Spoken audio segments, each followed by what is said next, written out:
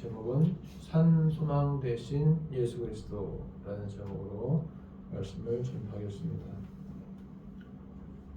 오늘 우리가 볼 야고보서 이어서 베드로전서는 우리가 한 주간 야고보서를 보고서 이제 베드로전서로 넘어오게 되었잖아요. 그래서 이제 야고보서를 먼저 간단히 요약한다면 이런 것입니다. 야고보서는 예수님의 동생 야고보가 썼고 믿음을 강조했다 그랬습니다. 믿음을 강조. 특히 그 믿음은 뭐냐면 마음으로 믿는 믿음은 이제 로마서적인 관점이고 이 야고보서의 믿음은 뭐냐면 행위를 강조하는 믿음, 실천적인 믿음을 강조했다는 것입니다. 그래서 사람을 차별하지 말라. 옷을 금 귀걸이하고 또 좋은 옷을 입고 오면은 잘 모시고 안내해주고 허름하게 옷을 입고 오면은 저기 서 있든지 쭈그려 앉든지 마음대로 하라 이런 식의 바로 사람을 차별하는 거죠. 돈 많은 것 같으면 아부하고 돈이 없어 보이면 무시하는 거 이것도 차별하는 거예요. 그러지 말라는 거죠. 행함이 없는 믿음은 죽은 믿음이다.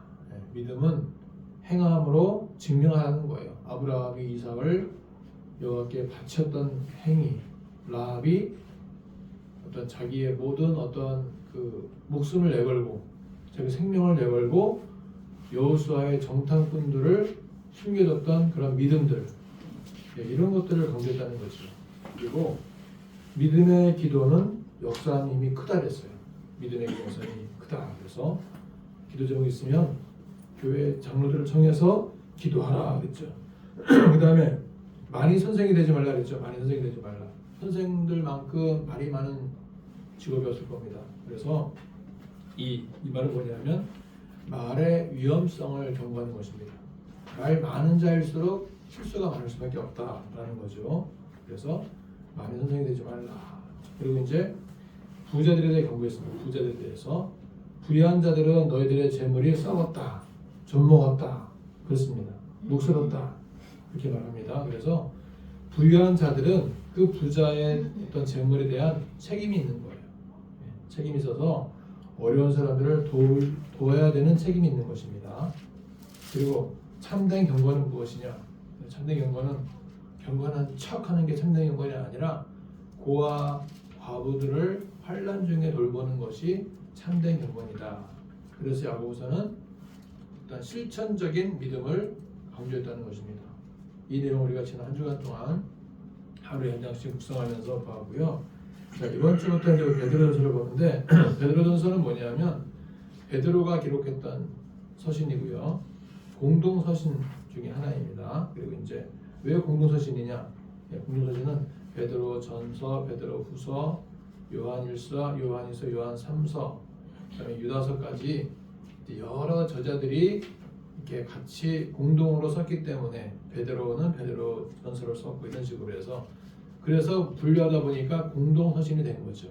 그리고 목회 서신하면 디모데전서, 디도서, 목회자를 위한 목회 도움되라고 썼던 게 목회 서신이고, 복음서는 뭡니까? 사도행전 마태, 마가, 누가, 요한복음 복음서잖아요. 그래서 베드로전서부터는 공동 서신이다 분류했습니다. 이 베드로전서를 기록한 시기는 주후 62년부터 64년인데 이때 로마 황제 그 네로가 가장 크게 박해를 했던 시기입니다. 그리스도인들이 그 로마에다가 화재를 일으켰다, 불을 일으켰던 장본인들이다 해서 그렇게 누명을 씌워서 기독교인들을 막 박해하는데 박해가 가장 극심하다 보니까 어떻게 됩니까? 사람들이 흩어지게 되고 멀리 도망가게 되고 그러면서 그 박해와 고난 가운데서도 소망과 믿음을 지키라라고 격려하는 차원에서 베드로가 기록했던 것이 베드로 전서입니다. 그래서 우리가 이제 오늘 1장 보게 되는데 1장 1절 보시게 되면 이렇게 말씀하죠. 예수 그리스도의 사도 베드로는 본도, 갈라디아, 갑바도기아, 아시아와 비두니아에 흩어진 나그네에 편지하겠다라고 말을 합니다. 그래서 편지의 수신자가 누구냐? 흩어진 나그네예요. 흩어진 나그네. 본도, 갈라디아, 갑바도기아, 아시아, 여기 아시아는 소아시아입니다. 비두니아, 여러 지역에 흩어져 있는 디아스포라, 흩어진 나그네에게 편지한다는 거예요. 흩어진 나그네, 흩어져 있는 씨앗들, 흩어진 씨앗들, 나그네들에게 편지한다. 우리의 인생은 무엇입니까? 나그네 인생이잖아요. Strangers in the world. 세상의 외인들, 세상에 낯선 사람들, 세상에 갔을 때는 이상한 사람들. 그래서 그 나그네인 우리의 인생에 대해서 말씀하는 것입니다. 자, 그래서 여기는 뭐냐면 우리가 알고 있는 그 아시아 대륙 있잖아요. 그 뭐 중국, 한국, 일본 큰 아시아 대륙의 왼쪽 편, 그리고 우리가 알고 있는 그 유럽이라고 말하는 그 유럽에서 오른쪽 편에 있는 그 중간 정도를 우리가 뭐 소아시아라고 하는데, 그쪽, 그러니까 밑에 지중해가 있고 아프리카가 있는 그 위쪽에 있는 지역이 바로 본도, 갈라디아, 갑바도기아, 비두니아, 뭐 아시아 이런 지역이 있습니다. 소아시아가 있는데 이 지역에 베드로가 편지하는 거예요. 왜냐? 그 지역으로 흩어져 있기 때문에, 스캐터, 흩어진 씨앗으로 살다 보니까 그 지역마다 말씀이 필요하니까 베드로가 편지를 쓴 겁니다. 그래서 흩어진 나그네를 영어로는 디아스포라라고 하는 것이 디아스포라. 디아스포라가 뭡니까? 특정 민족이 반자의적, 반타의적으로 본인의 의지와 타인의 의지 반으로 기존에 살던 땅을 떠나서 다른 지역으로 이동해서 집단을 형성하는 것이 디아스포라입니다. 그러한 집단을 가리켜서 디아스포라, 흩어진 씨앗이라고 말하는 거예요. 본도, 아시아, 갈라디아, 갑바도기아, 비두니아 이렇게 흩어진 이방인들을 가리켜서 흩어진 나그네라고 했던 것입니다. 그래서 이 흩어진 씨앗은 뭐냐면 버려진 씨앗이 아니에요. 버려진 씨앗이 아니라 심겨진 씨앗입니다. 심겨진 씨앗. 그래서 언젠가는 열매를 맺게 되는 씨앗입니다. 우리가 이제 뭐 부평에 있다가 백령도로 갔다가 보성으로 갔다가 광주로 갔잖아요. 이것은 우리의 삶이 사실 자의반 타의반 아니겠습니까? 자의반 타의반. 뭐 내가 막 광주에 가서 무슨 대단한 업적을 이루고 어마어마한 교회를 세우고 이런 게 아니었단 말이에요. 하나님의 인도하신 가운데에서 인도함 받고 자의반 타의반으로 온 겁니다. 그래서 우리는 이곳에서 씨앗을 뿌리는 거예요. 비록 뭐 우리 가족들끼리 이렇게 있지만 목사님 오셔서 너무 감사한데요. 저는 어제도 우리 목사님하고 대화를 하는 중에도 그런 것입니다. 와, 어쩌면 자녀가 많은 것이 참 감사하다. 자녀가 많은 게 왜 감사하냐면 개척을 해도 자녀가 많으니까 이 자녀가 다 성도잖아요, 성도. 그래서 감사가 되더라고요. 아, 자녀가 한 10명쯤 됐으면 10명부터 개척을 하는 것이구나 이런 마음이 들면서 감사했습니다. 그래서 우리는 흩어진 씨앗은 버려진 씨앗이 아니라 심겨진 씨앗이다. 언젠가는 열매를 맺는 씨앗이 된다라는 것입니다. 그래서 우리가 이제 뭐 우리 남한의 이게 지도를 보시게 되면 뭐 강원도부터 해서 인천, 서울, 경기도, 울릉도, 독도, 충청북도, 남도, 대전, 경상북도, 대구, 울산, 경상남도, 부산, 뭐 광주, 전라남도, 전라북도, 제주도가 있는데 전국에 있는 모든 그 성도들은 흩어져 사는 거예요. 흩어져서 이렇게 각 지역마다. 그 지역 가면 지리상 경상도일 뿐이지 전라도 사람이나 경상 사람이나 다 한국말 쓰고 있고 다 동일한 대한민국 사람들이에요. 그래서 각 지역별로 흩어져서 사는 것입니다. 지역별로 흩어져서 흩어진 씨앗으로 사는 것입니다. 그래서 왜 흩어진 씨앗 나그네가 되었는가? 왜 흩어진 나그네가 되었는가라는 거죠. 사도행전 7장 보시게 되면 스데반 집사님이 7 집사 가운데 한 분을 뽑혀서 이제 교회 여러 가지 일들을 맡아서 하다가 그 마음에 뜨거운 성령을 체험하는 가운데 이제 설교를 열심히 합니다. 설교를 옳은 말을 한다고 설교를 열심히 하는데 그 설교의 내용이 너무나 듣는 사람으로 하여금 마음을 막 전곡을 찌르는 설교를 한 거예요. 그 듣는 순간에 너무 듣는 게 괴로운 거죠. 정말 옳은 말 한 거예요. 너희들이 바로 예수님을 십자가에 못 박지 않았느냐.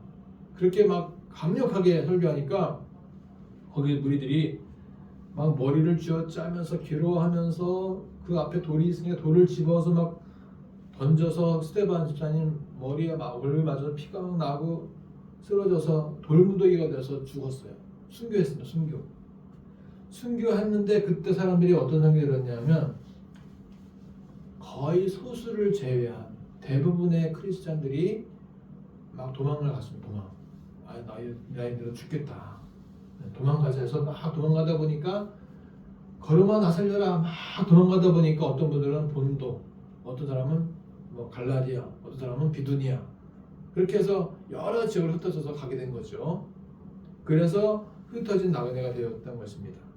자, 우리가 잘 알고 있는 히틀러가 유대인들 600만 명을 살상했잖아. 살상 20세기 초중반에 그 살상할 때 만약에 유대인들이 미리 알고서 좀 전 세계로 더 많이 흩어져서 살았다면은 600만 명씩이나 죽지 않았을 텐데 너무 안타깝게도 그 당시에 그냥 그대로 있다가 붙잡혀 가서 뭐 샤워하는 줄 알고 들어갔더니 막 가스가 나와서 바로 죽어버리고 굶어서 죽고 노동하다가 힘들면 힘없다고 막 버려서 죽고 그렇게 해서 600만 명이 죽은 거예요.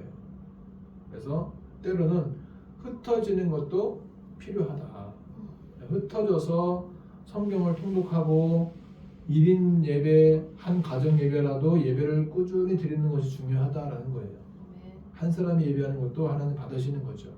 그래서 흩어져서 성경을 통독하거나 흩어져서 예배를 드리는 것도 하나님이 기뻐하신다는 것입니다.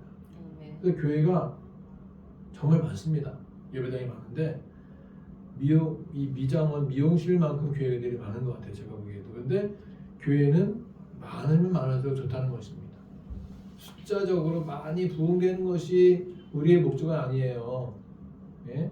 우리의 목적은 뭐 숫자가 많이 부흥되는 것이 목적이 아니라 숫자가 적어도 항상 예배를 드리는 삶, 매일마다 예배드리고 같이 예배드리는 삶이 중요하다는 것입니다. 그래서 교회는 소규모 공동체라도 많으면 많을수록 좋다라는 것입니다. 예, 그래서 2절 보시게 되면 이렇게 말씀하죠. 하나님 아버지의 미리 하심을 따라 성령이 거룩하게 하심으로 순종함과 예수 그리스도의 피 뿌림을 얻기 위하여 택하심을 받은 자들에게 편지하노니 은혜와 평강이 너희에게 더욱 많을지어다. 그랬어요.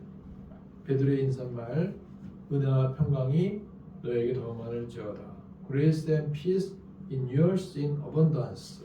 너희들에게 풍성하게 그레이스와 피스가 있을지어다. 은혜와 평화, 은혜와 평강이 있을지어다. 일상적인 인사말이에요. 우리가 안녕하세요라는 것처럼 편지에서 우리가 뭐 친애하는 누구누구님에게 하면서 처음에 건강하신지요, 뭐 하나님 은혜가 함께 하시길 바랍니다. 이렇게 해서 이제 하는 것처럼 그렇게 인사말을 베드로도 사도 바울도 이렇게 인사말을 한 것입니다. 처음에. 그리고 나서 이제 베드로가 할 말을 하기 전에 이제 3절부터 할 말을 뭔가를 보기 전에 베드로가 누구인가를 잠깐 볼 거예요. 베드로는 누구냐면 예수님이 12제자 가운데 첫 번째 수석 제자, 첫 번째 1등 가는 제자였는데 자, 예수님께서 물어보셨어요. 자, 사람들이 나를 누구라고 하느냐 그랬더니 이제 어떤 사람은 엘리야라고도 하고요. 어떤 사람은 뭐 여러 선지자 가운데 한 명이라고 얘기합니다. 그렇다면 너희들은 나를 누구라고 생각하느냐? 그랬더니 베드로가 주님은 그리스도시요 살아계신 하나님의 아들이십니다. 라고 고백을 했습니다. 그야말로 최고의 고백인 것, 최고의 고백.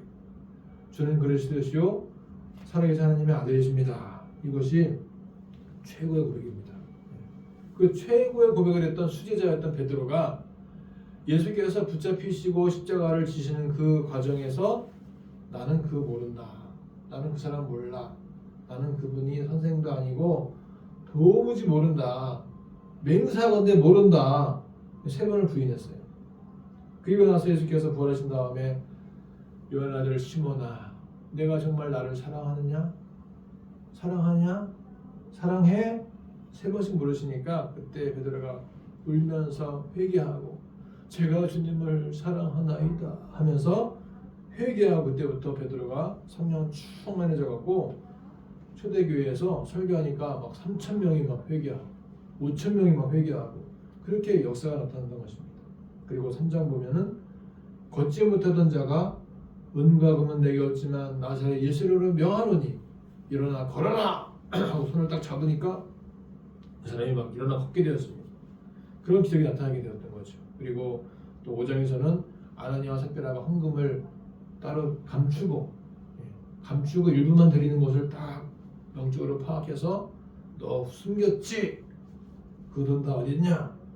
원래 그 팔든 팔지 않든 원래 너한테 있었던 돈인데 굳이 그것을 다 드린 것처럼 말을 하고 반은 숨기고 반만 드린 것은 하느님 앞에 큰 죄다. 그 말을 듣는 즉시 그 사람의 영이 떠나가면서 죽게 되었던 것입니다. 그렇게 베드로가 그 당시 엄청난 영적인 능력으로 초대교회를 이제 이렇게 이끌어갔던 거죠.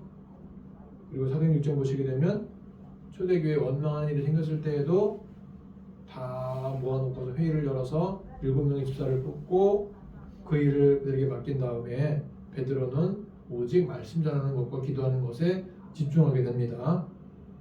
그래서 교회가 부흥하게 되었죠. 그런 베드로가 이제 말하고자 하는 것이 무엇인가? 베드로가 정말 우리가 사복음서에도 봤지만 또 사도행전에도 봤지만 베드로라고 하는 그 베드로의 영향력은요 어마어마한 것입니다.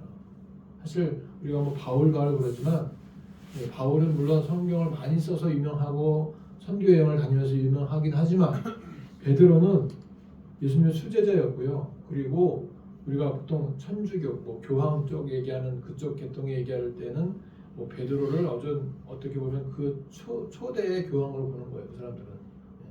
뭐 그 정도까지는 아니겠지만 베드로가 아주 굉장히 대단한 사람인 건 틀림없습니다. 그래서 자 베드로가 말하고자 하는 것이 무엇이냐는 거죠. 이제 무엇을 얘기하고 싶은가 하는 거예요. 그래서 3절 보시게 되면 이렇게 말씀합니다. 같이 읽어볼까요? 시작. 우리 주 예수 그리스도의 아버지 하나님을 찬송하노라. 그의 많으신 긍휼대로 예수 그리스도를 죽은 자 가운데서 부활하게 하심으로 말미암아 우리를 거듭나게 하사 산 소망이 있게 하시며 산 소망이 있게 하신 하나님을 찬양합시다 라는 것입니다. 베드로의 첫 번째 메시지는 그거예요. 하나님을 찬양하되 왜 찬양하느냐?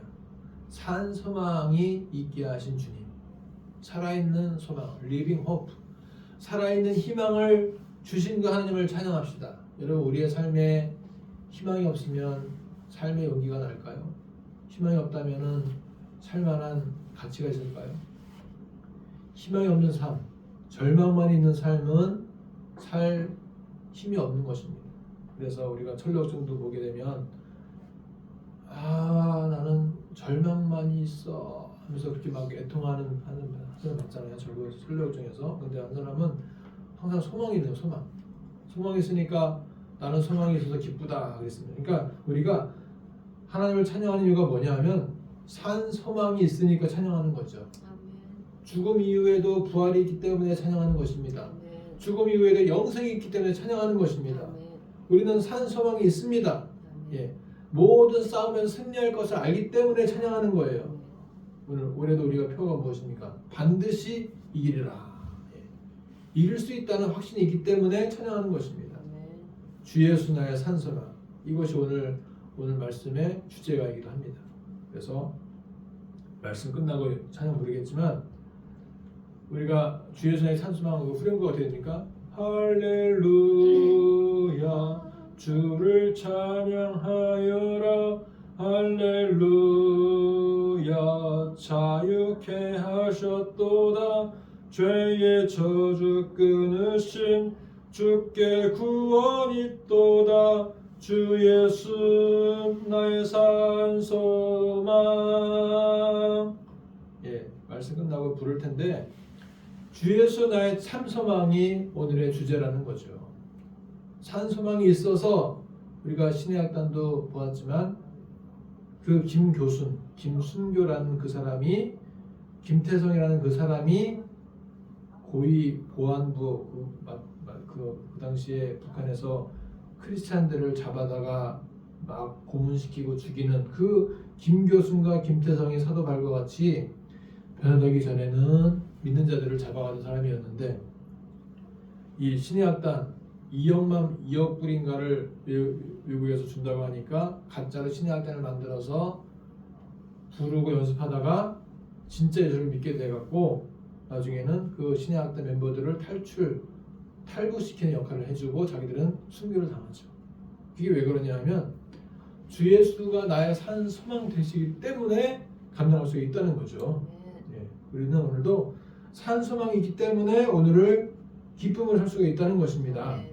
예, 그래서 이제 신의 학단이 벌써 80만 명이 넘어갔다고 하더라고요. 관객들이 80만 명. 아마 곧 100만 명을 넘기지 않을까 싶은데 이 신의 학단은 참 은혜롭고 감동적이었습니다. 자, 그래서 이제 베드로가 말하는 게 뭐냐면 산 소망 되신 하나님을 찬양합시다라는 것이고요. 왜 하나님을 찬양하느냐? 두 번째 이유는요. 우리에게 그 쇠하지 않는, 썩지 않는, 사라지지 않는 그 유업, 인헤리턴스, 유업을 이어가게 하시기 때문에 찬양합니다라는 것입니다. 사절 보시게 되면 썩지 않고 더럽지 않고 쇠하지 않는 유업을 잊게 하시나니 곧 너희를 위하여 하늘에 간직하신 것이라.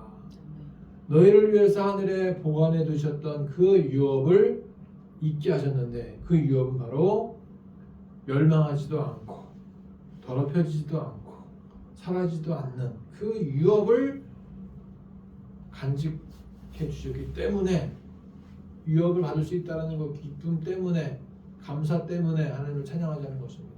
그래서 부모님이 자녀에게 줄 수 있는 유업이 여러 가지가 있잖아요. 재산, 뭐 큰 대형 교회 목사들은 뭐 아들에게 이렇게 그냥 세습 자기 교회를 막 자기 아들에게 물려주기도 하고요.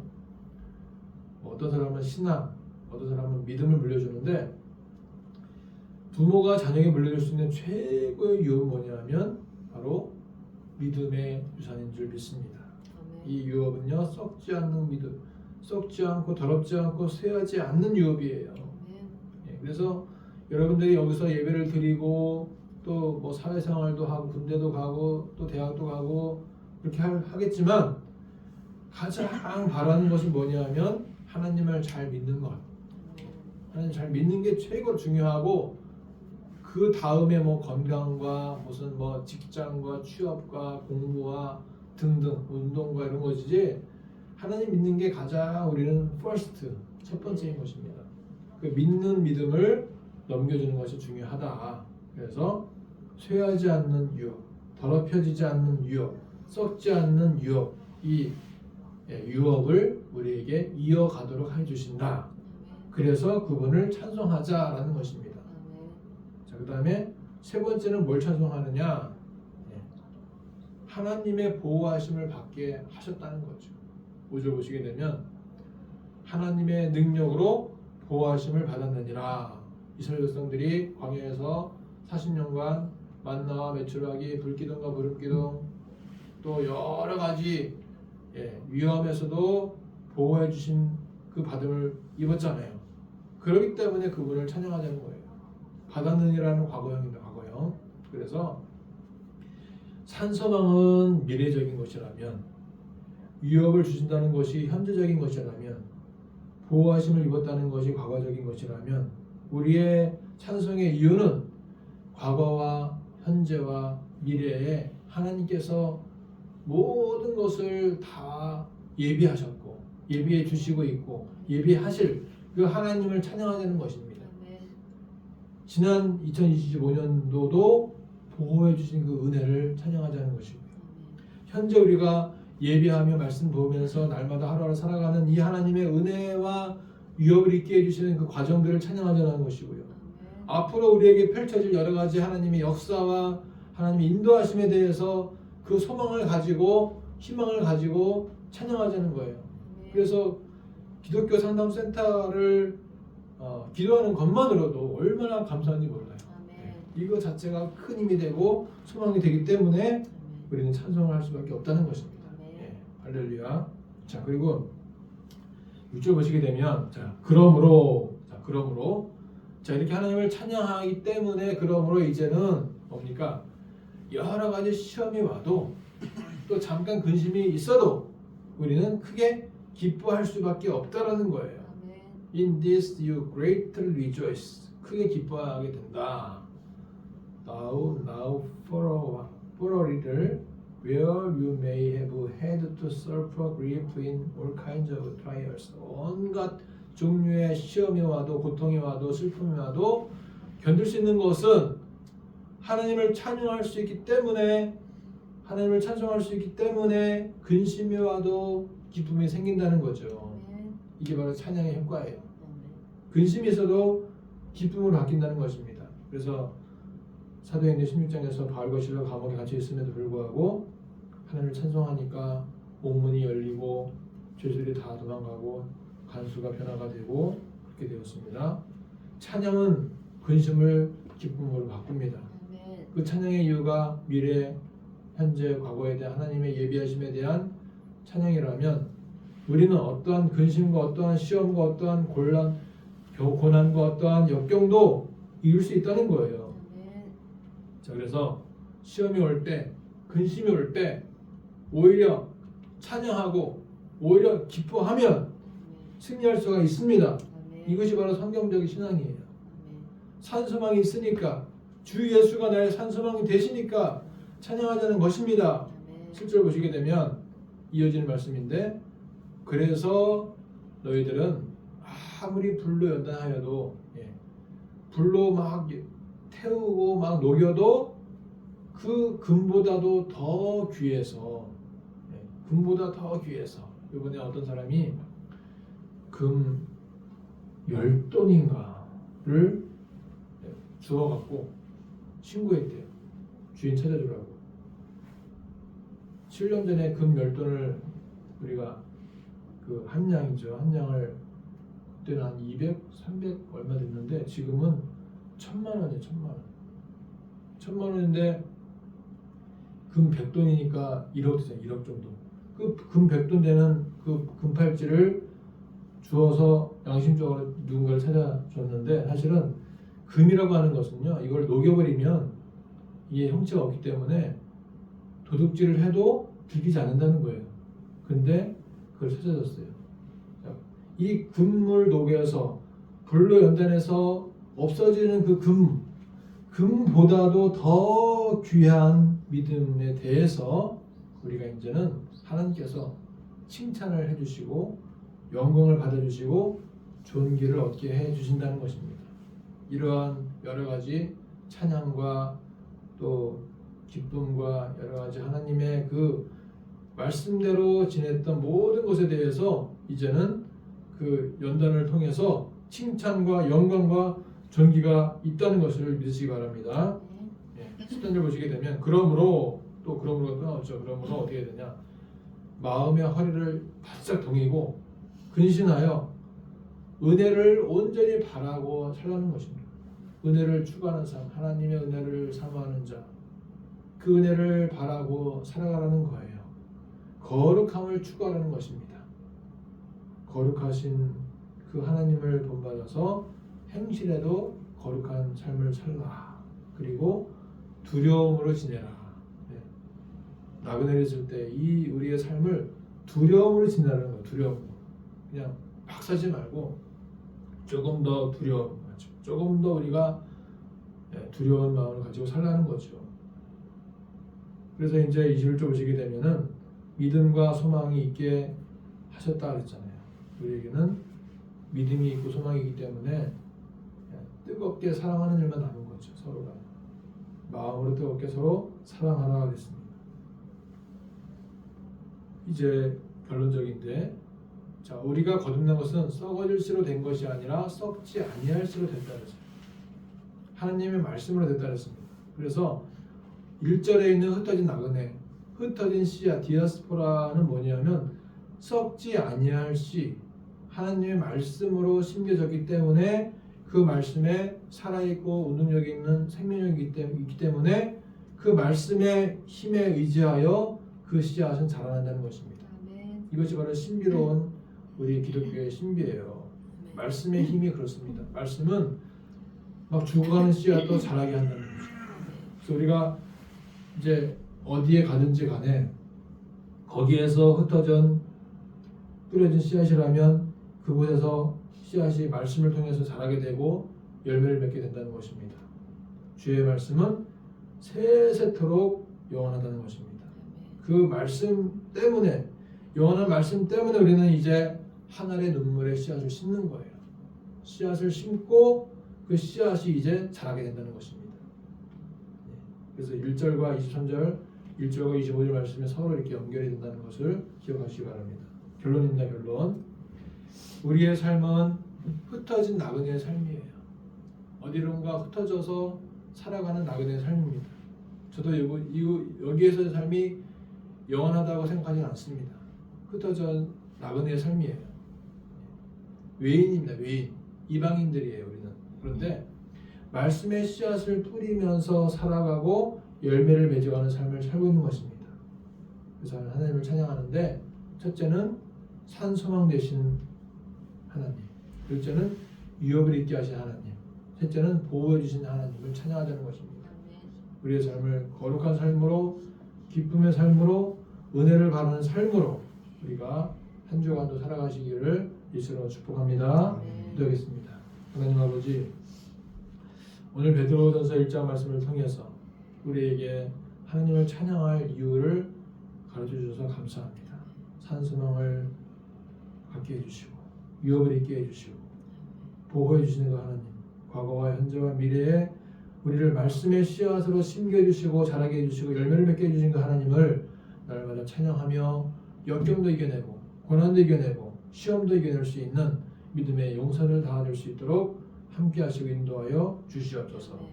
예수님의 이름으로 기도